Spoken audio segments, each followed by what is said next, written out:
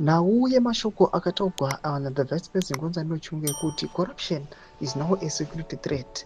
Aiwa mashoko awa vakomana vazobuda vakati ndo mashoko ari kuita kuti general panguva inoi aiwa vafese zvavari kufesa. Tiona maloyalist avo aiwa achinyangarika, tichiona kuti pamwe chete naivo sezvamaona kuti even mutungamiri wenyika yeZimbabwe achienda pazororo aiwa VP vanosara vakasidelainiwa.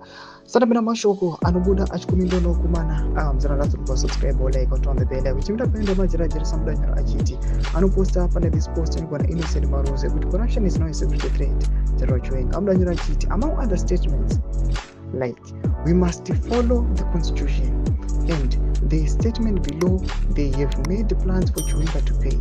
Who General KJ and the General Sanyatwe sit and watch while their man is going through a harrowing time. Let us wait and see. Mashoko arubuda tarapanapa achita aiwa mashoko awa ekuti corruption is now a security threat. Maloyalist aiwa VP Chwenga vari kurega mumwe wavo here aiwa achisangana aiwa nenyato yakadai.